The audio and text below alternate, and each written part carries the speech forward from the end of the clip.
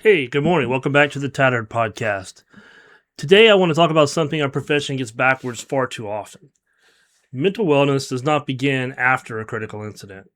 It should not begin after the officer involved shooting or after the complaint, after an investigation or a divorce or the disciplinary action or the night an officer sits alone in a driveway, wondering whether they can walk back into their own house. By then, we're reacting to damage. Real officer wellness, has to begin before the event. We train our officers before they encounter an armed suspect. We practice firearms, defensive tactics, OC, emergency driving, first aid, active threat. We rehearse it over and over and over again to give them muscle memory. We study the policies, we rehearse the radio stuff, we run scenarios. We do all this because we understand that when the crisis arrives, it's too late to learn. But when it comes to emotional survival, we often wait until someone is already falling apart before we introduce the tools that might have helped them. That's not preparation. That's emergency repair. And sometimes the damage has already gone too far. Mental wellness is not a weakness. It's not a softness or an excuse to avoid accountability. It's readiness.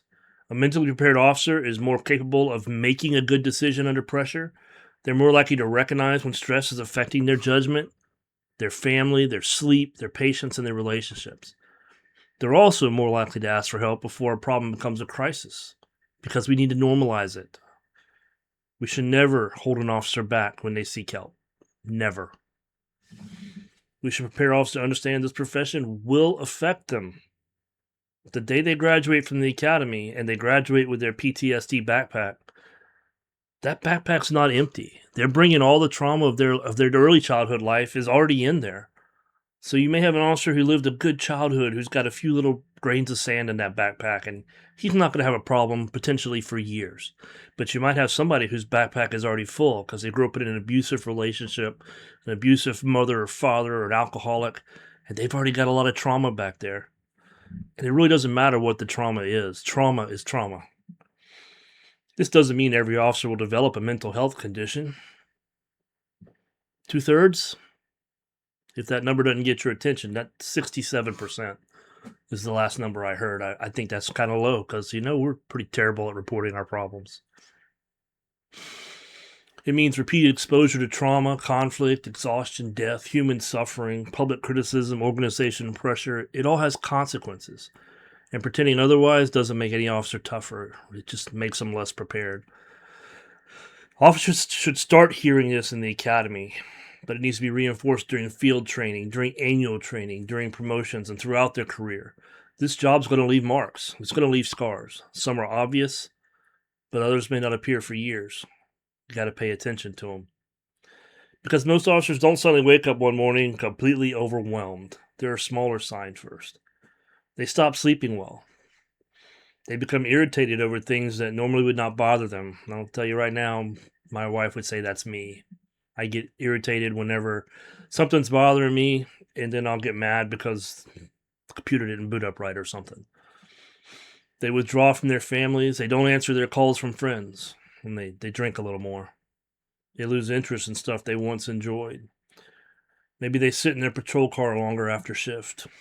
They begin to believe nobody outside the profession could understand them. And eventually, they believe nobody inside the profession would understand. And that's where real isolation takes hold. And isolation is dangerous. The goal of pre event wellness is to help officers recognize those changes early before they become the new normal for that officer, before they just say, that's just Tuesday. An officer needs to know their baseline. How do you normally sleep? How do you normally respond to stress? Who do you talk to? What activities help you recover? What does your family notice when something is wrong? What behaviors tell you you're carrying too much? These are the questions we should not ask the first time after a tragedy. Officers should already know the answers. One of the worst times to look for support is when your world has already collapsed. I can tell you that from experience. That's tough. That's why officers need relationships before the crisis. They need trusted peers. They need supervisors who know them and treat them as human beings, not just names on a schedule. They need chaplains, counselors, EAP resources, family members, mentors, friends who can recognize when something was changed. In my situation, I was blessed with about 5 really tight friends that really conspired to keep an eye on me, to keep me busy, to keep me doing stuff, to keep me from isolating myself even further. And more importantly, officers need to know how to reach those people. But I'll tell you this now, if you have a friend going through this, don't wait for them to reach out. Go knock on their door, show up at their house, text them, call them, email them, get in touch with them. Find some time to make an excuse to stop by.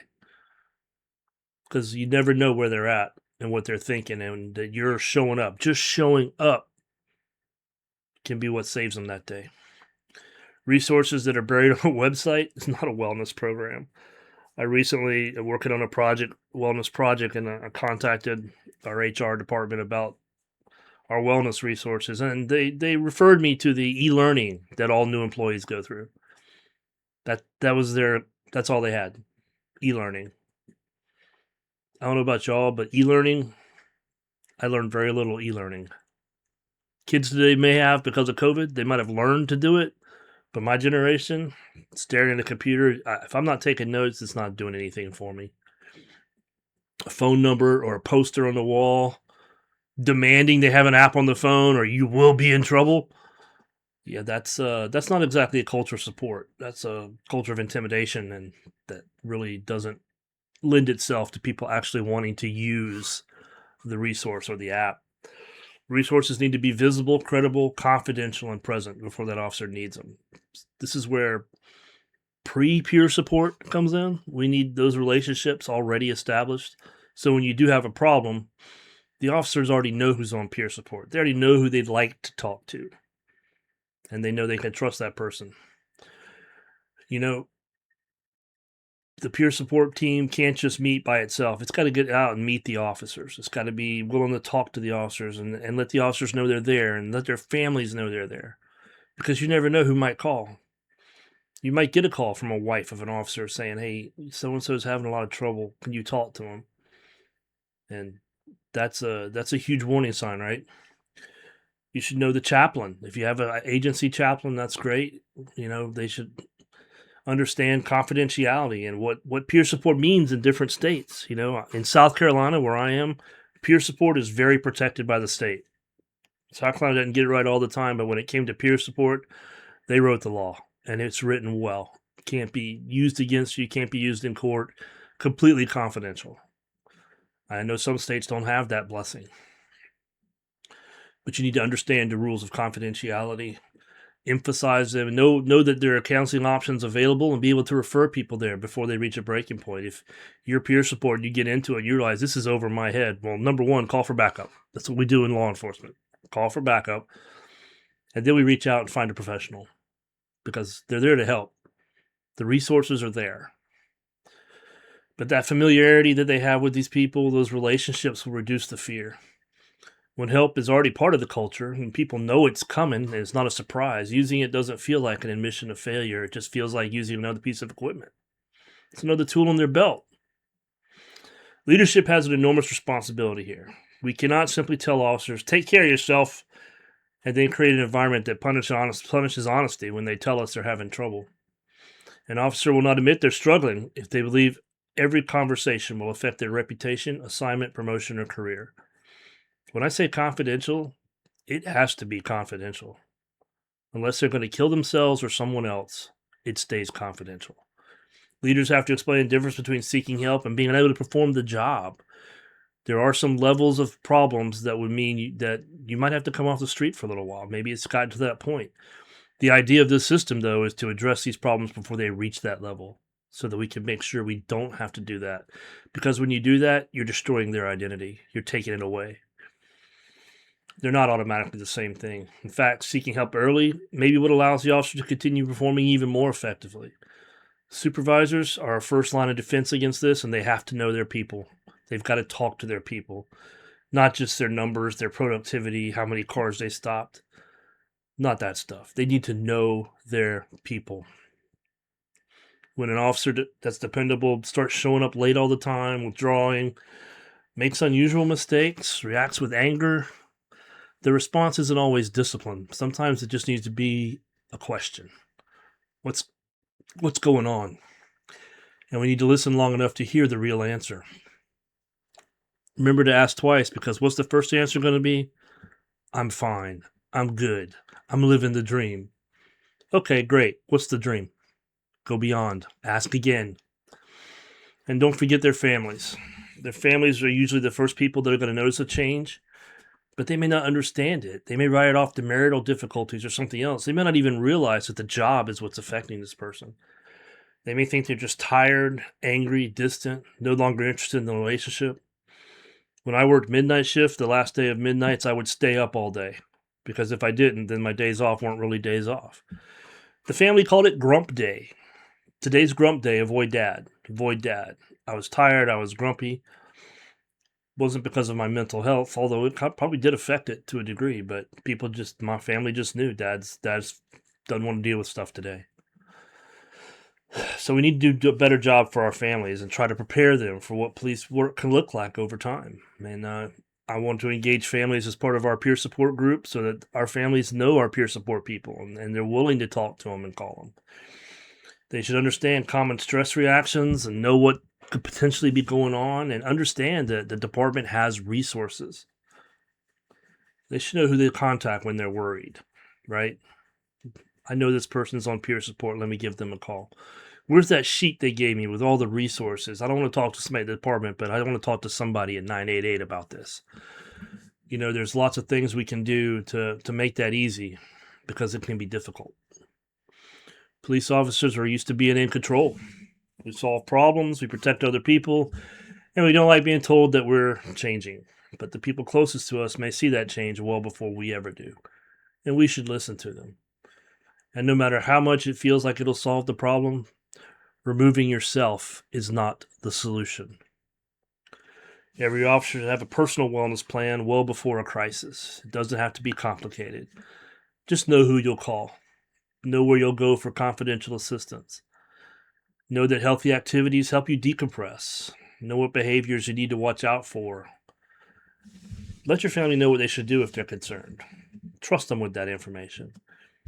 Know how alcohol affects you, your mood, your judgment. Have a plan for securing your firearms if you need to, if you reach that point. And that probably made you feel uncomfortable for me to say that. But avoiding uncomfortable conversations doesn't save lives. Preparation does. The plan should also include some ordinary things: sleep, exercise, time away from the job, healthy relationships, hobbies, faith, counseling, a meaningful connection outside law enforcement. For years, I told rookies that you have to have something outside of law enforcement to concentrate on. Because the day you retire, your radio is going to another officer, your car is going to another officer, and all the calls for service you would have answered are going to another officer. Because law enforcement's a machine, and the machine has to keep moving. Whether you're there or not, whether you've retired or are still on duty, it's going to very quickly affect you. And you need to be prepared for that and have a solution for that. And if you've been going to church and you're active in your church, that's a great way to get away from cops, number one. But the other thing is, it's a way to get you some purpose in life beyond just going to work and being a cop. So find a hobby. Obviously, you see my Roman Centurion stuff back here. I used to reenact with the Roman stuff. I loved it. You see the Stormtrooper helmet. I did that for a while with my son in the 501st Legion. I had a lot of fun doing that. Kind of aged out of some of it at this point, but it's a lot of fun to get out and meet other people that aren't cops. And here's a little secret. It's good for them too. It's good for people that are different from you, that aren't police officers, to meet you at a meeting of the 501st and be a stormtrooper with them for a little while. And they'll start to look at law enforcement differently when they realize that we're people too, with hobbies and likes and dislikes, and that we're not just cops 24/7. It's good for you. It's good for them. The badge should be part of your identity. People tell you don't let it be your life, and you can't let it be your whole identity. I'm not going to tell you that, because it was a big part of mine. When mine got taken away, it was tough. And eventually, I'll take it off again for retirement. And you need to know who you are when it does come off. So we need to practice simple conversations. This is tough. Listen closely. How are you sleeping? How are things at home? You haven't seemed like yourself lately. I notice you've been sitting in the parking lot after shift. I'm concerned about you. Those words should not feel strange at a police department. Peer support is not always a formal intervention. Sometimes it could just be a cup of coffee. Sometimes a phone call, a text, even an email. Just refuse to accept I'm fine when everything about the officer shows you otherwise. Wellness is built through repeated ordinary contacts, training with these people so they know you, they trust you. We don't trust well as police officers. It's something we're almost taught. You know, be nice to everyone you meet, but have a plan to kill them in your back pocket. That's what we were told at the academy. Never let your guard down. There is no bigger time to let your guard down than when your guard is the one that's going to hurt you. So build it before the crisis, because an event will come. Most officers will eventually face something that shakes them. It might be a terrible call, child's death, a suicide, a shooting, an active shooter event, public accusation, a disciplinary invasion, a death of a partner or death of a friend. That's a tough one. Or the suicide of a friend. That's even tougher. Their marriage may end. Their career may be in jeopardy all of a sudden. We can't predict what that event will be, but we can predict that it's going to happen. And we need to be preparing our officers for that life-changing event, the same way we prepare them to deal with a use of force situation.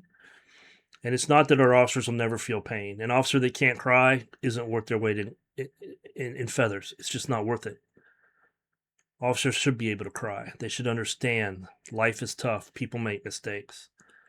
So it's impossible to have an officer who never feels pain. But we want to have officers who recognize pain, understand their reactions, know where to turn, and believe asking for help is an act of survival, not an act of surrender.